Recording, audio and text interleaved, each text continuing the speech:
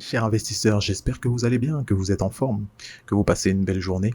Donc, de nouveau, on se retrouve sur le marché crypto. On voit que sur notre Bitcoin en particulier, il y a de bonnes nouvelles, mais pas que. Il faut faire attention, quelques éléments sont aussi très importants à noter, hein. C'est tout l'enjeu de cette analyse. On va voir, est-ce que le Bitcoin est dans une phase encourageante par rapport à son bull run, ou est-ce que c'est à remettre en cause, actuellement, vu qu'on se situe sur des prix qui ont toute leur importance. C'est tout ce qu'on va voir en détail. Euh, Avec l'unité de temps hebdomadaire, pour commencer, on a déjà des premières indications. Vous voyez très bien où est-ce que le prix se positionne. Le prix est autour des 58 000. On les a légèrement atteints, d'accord. Pour ce qui est du courtier Coinbase, ça n'a pas été atteint concrètement. Mais force est de constater que le niveau en question a été rejeté. Et c'est globalement la même chose chez tous les courtiers. C'est-à-dire que ce niveau des 58 000 est très important. Vous voyez qu'on n'y est pas resté franchement longtemps. La preuve, à l'instant T, on se trouve autour des 56 700, hein, pour le courtier Coinbase toujours.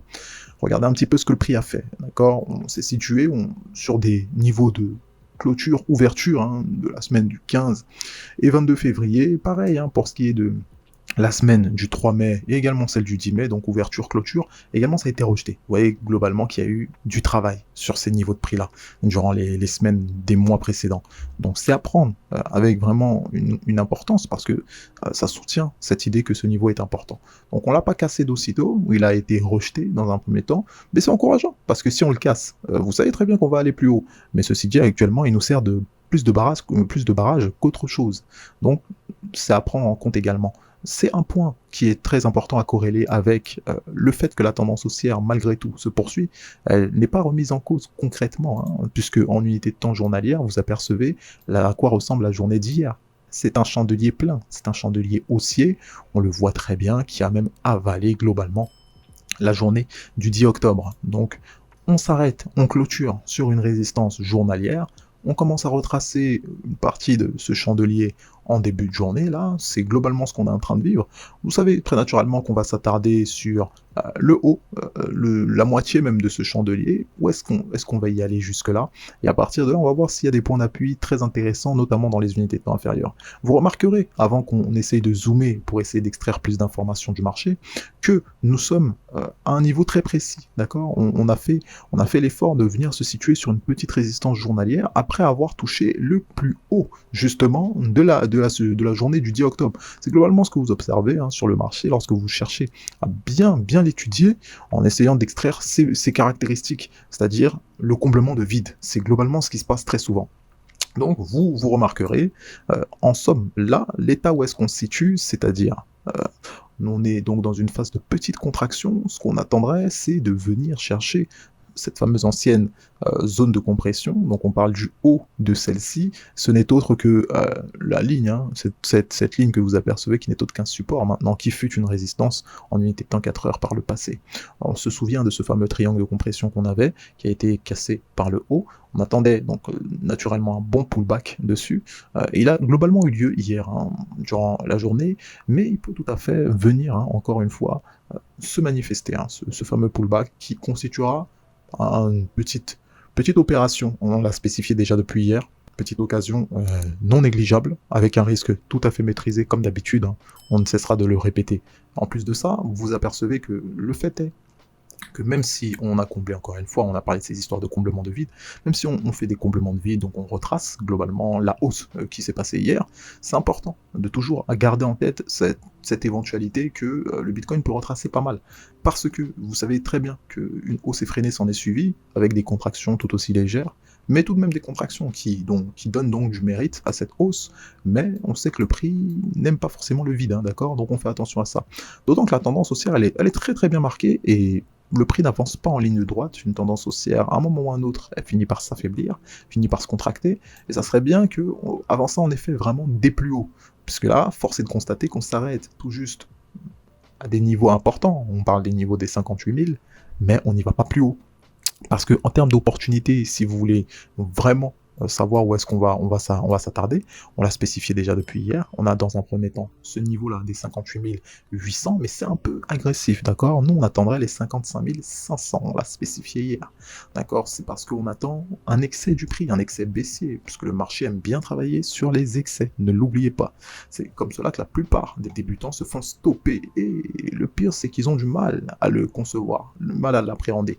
Or que c'est comme ça que le marché fonctionne. Encore une fois, vous n'êtes pas dupe.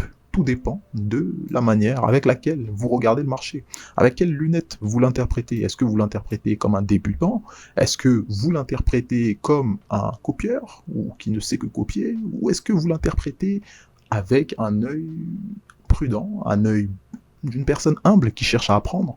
Tout ça, ça se reflète sur vos résultats. N'oubliez pas, on est là pour apprendre, mais on est aussi là pour faire de l'argent. Bien sûr que tous les jours, c'est possible, avec un état d'esprit avisé, avec un risque maîtrisé, on le rappelle, hein, et surtout une maîtrise concrète de votre portefeuille. Pourquoi? Parce que c'est votre outil de travail. Là, actuellement, ce qu'on aperçoit, ça semble assez intéressant. On a eu plusieurs fois, une fois, deux fois, et trois fois. Ça saute un peu aux yeux qu'on a bien sûr une résistance importante juste ici. D'accord? On attend qu'elle joue son rôle de support, hein, là maintenant du coup, pour ainsi profiter, pour ceux qui seraient les plus agressifs d'entre vous, de ce fameux rebond éventuel.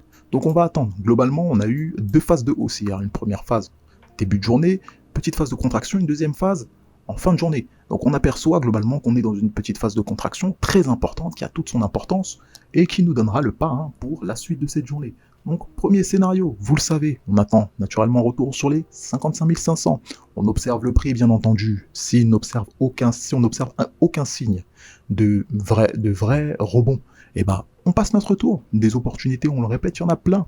Et si on observe, là, dans le cas contraire, des signes forts d'intérêt à repartir vers le nord, bien sûr qu'on y retourne.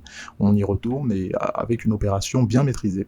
Et deuxième scénario très important, là, c'est pour vraiment les plus agressifs. Hein. Là, d'entre vous, là, on est vraiment à un bon niveau, un bon niveau de profil d'agressivité pour ce qui est des investissements, c'est-à-dire on joue la cassure de cette résistance, donc des derniers plus hauts qui ont été effectués. Donc on va mettre naturellement une petite résistance temporaire, bien entendu, puisqu'elle n'a pas été assez travaillée par le prix pour la laisser de manière indéfinie sur le marché.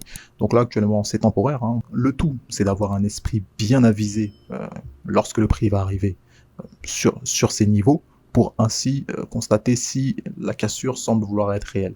On observe tout cela avec, bien sûr, d'autres indicateurs qui sont présents dans les unités de temps inférieures, c'est-à-dire l'action du prix, hein, pure, pas que sur ces premières unités de temps. Ça va bien plus loin, vous le savez, vous commencez à le comprendre.